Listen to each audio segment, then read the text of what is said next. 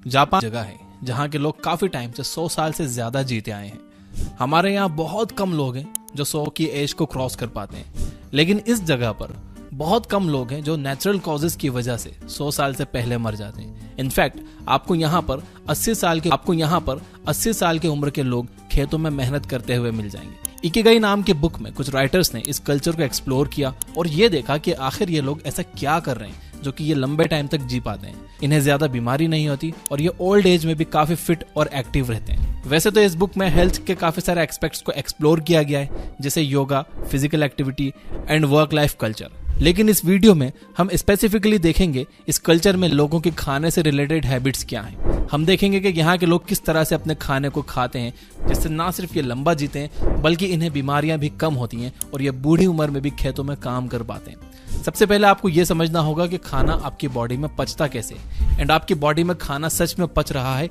या सड़ रहा है। खाने का डाइजेशन हमारे मुंह में ही स्टार्ट हो जाता है। हमारे मुंह में प्रोड्यूस होने वाला सलाइवा खाने में प्रेजेंट स्टार्च को ब्रेक करता है। तो अगर आप स्टार्च बेस्ड डाइट जैसे फ्रूट्स या आलू खा रहे हो तो उसका एक मेजर पोर्शन आपके मुंह में ही डाइजेस्ट हो जाता है। जब आप अच्छे से खाने को चबा कर निगलते हो तो खाना आपके इसोफेगस से होकर आपके पेट में जाता है। एक बार खाना आपके पेट में पहुंच गया तो आपका पेट 3 एंजाइम्स रिलीज करता है, हाइड्रोक्लोरिक एसिड, म्यूकस और पेप्सिन। पेप्सिन आपके खाने में प्रेजेंट प्रोटीन को डाइजेस्ट करने में हेल्प करता है, लेकिन पेप्सिन को काम करने के लिए एक एसिडिक मीडियम की जरूरत होती है और यह acidic medium hydrochloric acid provide करता है।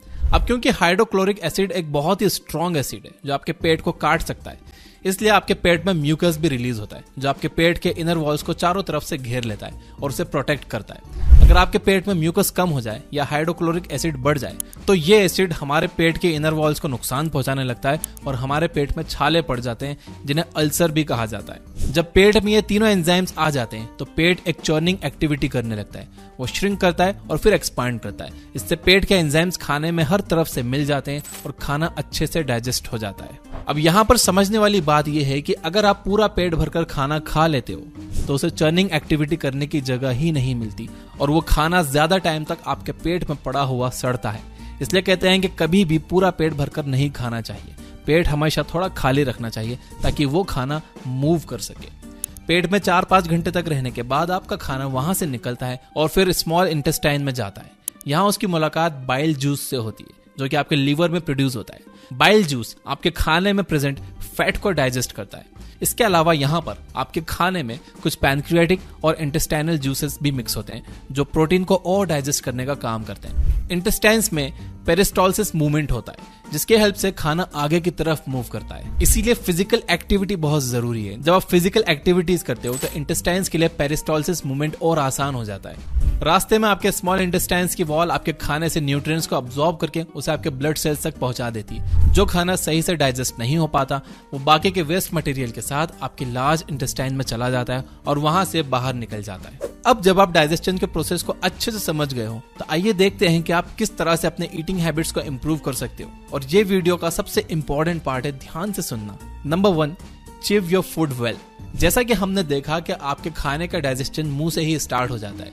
अगर आप खाने को अच्छे से चबाओगे नहीं तो आपके खाने में प्रेजेंट स्टार्च का डाइजेशन अच्छे से नहीं हो पाएगा। इसके अलावा हमने देखा कि आपका पेट एक चर्निंग एक्टिविटी करता है जिससे पेट के सारे एंजाइम्स फूड में अच्छे से मिक्स हो जाते हैं। इमेजिन करो कि आपने अपने खाने को अच्छे से नहीं चबाया और आपके पेट में कुछ सॉलिड फूड पार्टिकल्स चले गए। ऐसे में वो एंजाइम्स आपके खाने में अच्छे से मिक्स नहीं हो पाएंगे और वो सॉलिड फूड अच्छे से डाइजेस्ट नहीं होगा। इसके साथ ही वो आपके स्मॉल इंटेस्टाइन में भी अच्छे से अब्सॉर्ब नहीं होगा, यानी आपको उस खाने में मौजूद जो न्यूट्रिएंट्स मिलना चाहिए थे वो मिलेंगे ही नहीं। तो आपका उसे खाने या ना खाने का कोई फायदा ही नहीं हुआ। इसलिए अपने खाने को हमेशा अच्छे से चबाकर खाइए। ओकिनावा आइलैंड के लोग 1 घंटे तक बैठकर खाना खाते हैं। आयुर्वेद के अकॉर्डिंग आपको अपने खाने को कम से कम 32 बार अच्छे से चबाना चाहिए ताकि सारे सॉलिड पार्टिकल्स ब्रेक हो जाएं और उसमें सलाइवा अच्छे से मिक्स हो जाए। यानी एक तरह से आपको अपना खाना खाना नहीं चाहिए बल्कि पीना चाहिए। आपको अपना खाना इतना चबाना चाहिए कि वो आपके मुंह में ही एक लिक्विड बन जाए। नंबर 2, डोंट ओवर ईट। हमें लगता है कि ज्यादा खाने से हमारे अंदर ज्यादा एनर्जी रहेगी और हम हेल्दी रहेंगे, लेकिन ऐसा नहीं है। इकिगाई में कहा गया है कि आपको अपना खाना सिर्फ 80% कैपेसिटी तक खाना चाहिए। हमने देखा कि आपके पेट में एक चर्निंग एक्टिविटी होती है जिससे आपके पेट में मौजूद एंजाइम्स आपके खाने में मिक्स हो जाते हैं। इमेजिन कीजिए कि आपका पेट पूरी तरह से खाने से भरा हुआ है और उसमें बिल्कुल स्पेस नहीं है। ऐसे में आपके पेट को चर्न करने में प्रॉब्लम होगी, उसमें एंजाइम्स अच्छे से मिक्स नहीं हो पाएंगे एंड आपका खाना पचेगा नहीं बल्कि सड़ेगा। एंड जब खाना सड़ता है तो हमें एसिडिटी होती है, मुंह से बदबू आने लगती है। इसलिए आप कभी भी पूरा पेट भरकर मत खाओ। Number 3, don't drink water after eating food. अगर आपने बचपन में रसना पिया है तो आपको पता होगा कि उसमें एक लिमिट तक पानी डालते हैं। अगर आप उसमें बहुत ज्यादा पानी डाल दोगे तो उसका टेस्ट फीका हो जाएगा। पानी हर चीज को डाइल्यूट कर देता है और उसे कम इफेक्टिव बना देता है।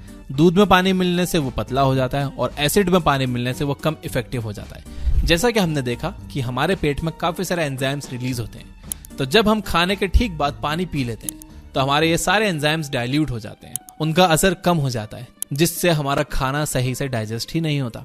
आयुर्वेद में बताया गया है कि खाने के बाद हमारे पेट में जठर अग्नि जलती, जिससे खाना पचता है। अब अगर आप पानी पी लोगे तो वो अग्नि तो बुझ जाएगी, फिर खाना पचेगा नहीं, सड़ेगा। इसलिए खाने से कम आधे घंटे बाद तक आप पानी मत पीजिए। Number 4, do some form of physical activity.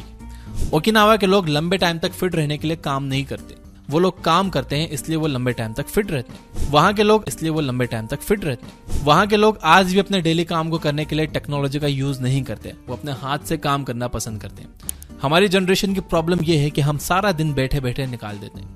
इस वजह से हमारा ब्लड सर्कुलेशन खराब हो जाता है, हमारे इंटेस्टाइन्स में पेरिस्टोलिसिस मूवमेंट भी नहीं हो पाता। इससे हमारे खाने को आगे मूव करने में प्रॉब्लम होती है, जिससे वो खाना टाइम पर प्रोसेस ही नहीं हो पाता। इसलिए जरूरी है कि आप दिन भर में थोड़ा फिजिकल एक्टिव रहने की कोशिश करो। लिफ्ट की जगह स्टेयर्स यूज करो, मार्केट पैदल या साइकिल से चले जाओ, या फिर अपनी गाड़ी थोड़ी दूर पार्क कर दो ताकि आप मार्केट पैदल चलकर जा सको। अगर आप अपने फोन में कुछ टाइम पास कर रहे हो तो टहलते टहलते हुए कर लो यार, बेड पर लेट कर नहीं।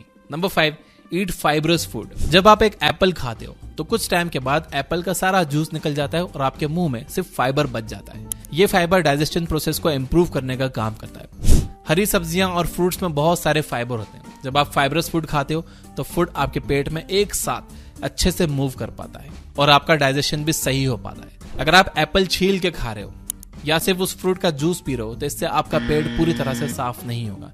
इसलिए आप अपने डाइट के साथ हमेशा कुछ ना कुछ फाइबरस आइटम जरूर रखिए। खाना खाने का एक सिंपल रूल आप याद रख लो, आपको 100 साल पीछे जाना है। जो चीज 1900 से पहले खाते थे आप उसे खाइए, जैसे कि दाल, सब्जी, रोटी, ओट्स, मीट, फ्रूट्स एक्सेट्रा। जो चीज साल 1900 से पहले एग्जिस्ट तो करती थी लेकिन लोग उसे कम खाते थे, आप उसे भी कम खाओ, जैसे कि शुगर। और जो चीज साल 1900 से पहले एग्जिस्ट ही नहीं करती थी आप उसे जितना ज्यादा हो सके उतना ज्यादा अवॉइड करो। इस कैटेगरी में आपके सारे प्रोसेस्ड फूड आइटम और जंक फूड आ जाते हैं। अगर आप इस सिंपल से रूल को फॉलो करोगे तो आपको पेट से रिलेटेड कोई प्रॉब्लम नहीं होगी और लंबा जियोगे और हेल्दी और फिट रहोगे। तो इसी बात पे मेरे साथ अफर्म करिए यस आई विल कमेंट में लिखकर। और ये वीडियो अगर हेल्पफुल लगा हो तो इसे शेयर भी करिए सबके साथ। और अगर आप इस वीडियो को अभी तक देख रहे हो तो इसे लाइक जरूर करिए ताकि मुझे पता चल जाए कि कितने लोगों ने लास्ट तक ये वीडियो देखी है। हमारे सोने का तरीका भी हमारी हेल्थ में इतना ही इंपॉर्टेंट रोल प्ले करता है जितना कि डाइजेशन, लेकिन ज्यादातर लोग गलत तरीके से सोते हैं। तो अगर आप सही तरीके से सोना सीखना चाहते हो तो राइट साइड वाली वीडियो पे क्लिक करो, और अगर आप अपने दिमाग को हेल्दी बनाने वाले फूड्स के बारे में जानना चाहते हो तो लेफ्ट वाली वीडियो पे क्लिक करो। यो बुक ऐप डाउनलोड कर लो जहां पर आप 1000 से ज्यादा बुक समरीज सुन सकते हो और 400 बुक समरीज वहां पर फ्री हैं बिना किसी एड्स के। Finally, you guys are amazing, keep reading, thank you for watching.